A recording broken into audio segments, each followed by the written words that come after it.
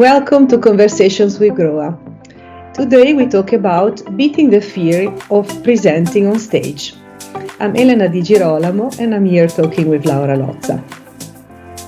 In this series, we address frequent topics that most managers and business leaders struggle with.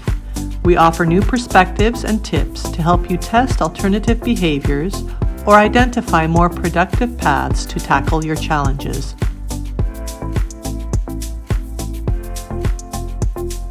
Hello.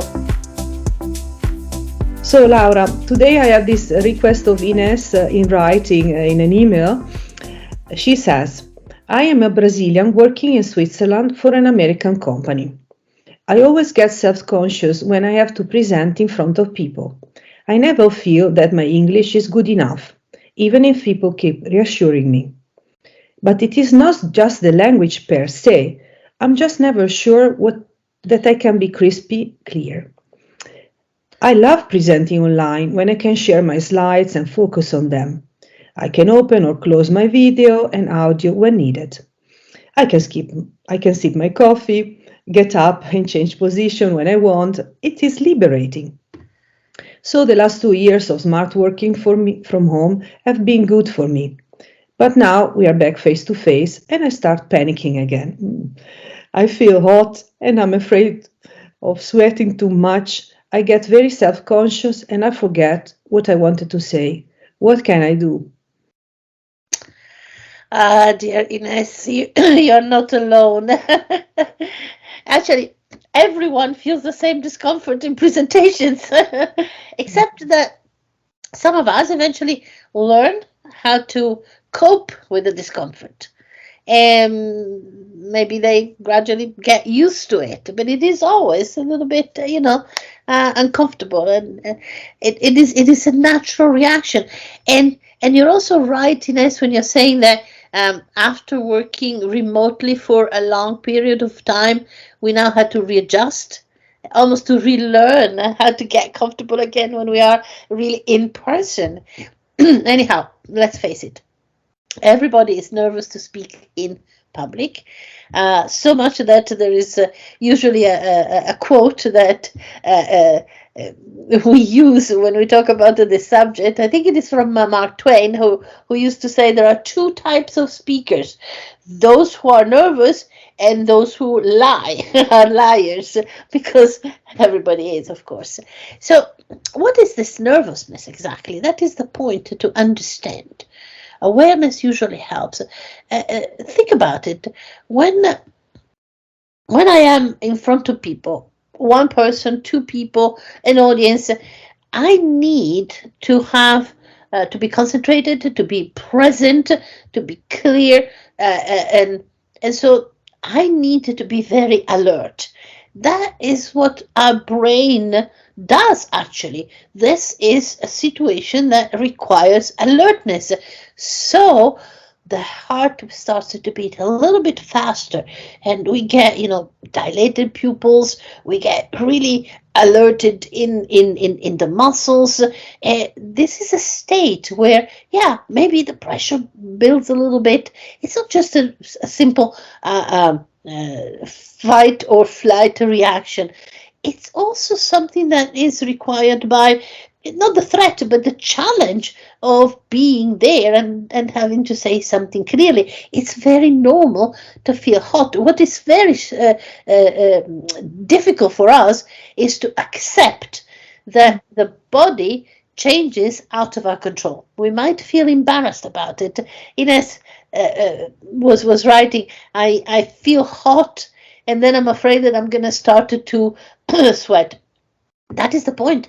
We've noticed that there is something happening in our body, and then we start to get all sorts of thoughts. Oh, I cannot control myself. What happens if? And how will the people think about me? Getting maybe red or blushing or trembling or whatever.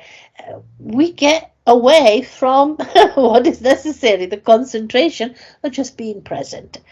So it's our perception and our interpretation of the body change and our embarrassment about something that is a little bit out of control that creates the problems. Not the fact that we get hot. That's normal.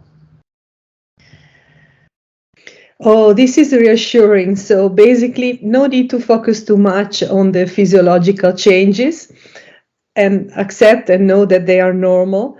Just accept them and move on. Well, that sounds easier said than done, of course. So how can I do it? I've heard of people using a paperclip, for example, to just keep the attention there and not overthink too much, or do other tricks like drinking a sip of water to recollect their thoughts. Are there other advices or tips you could give us?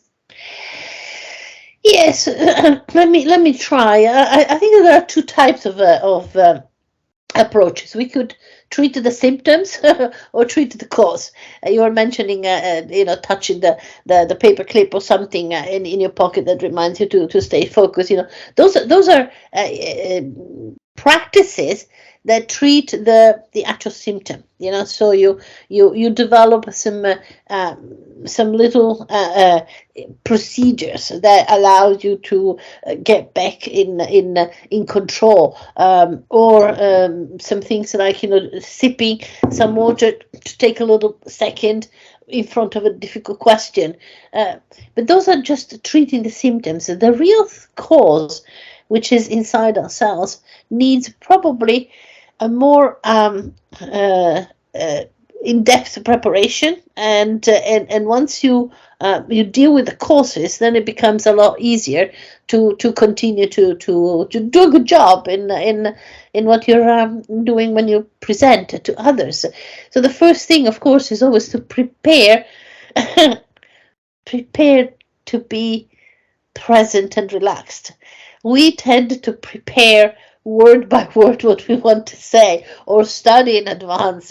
We spend a lot of time on the content, on the things that we need to deliver.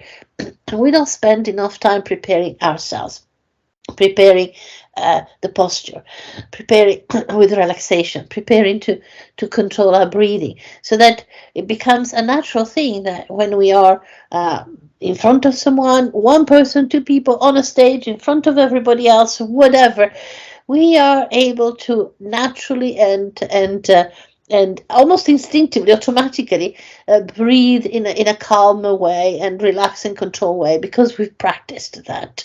So that allows us to have, a good start of a conversation, on a good note.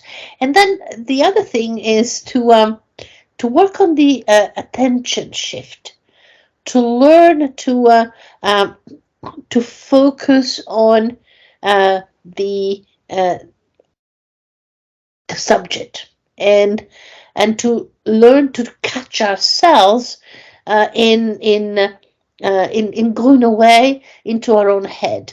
This is something that we can practice in front of people. Think about the comedians, the stand-up comedians who are in front of a large audience, and they risk to just talk to themselves in a sense, and to miss the contact with the public, because there's just a sea of heads in front of them, and you see what they do. They start to talk to people individually. Who is from the US?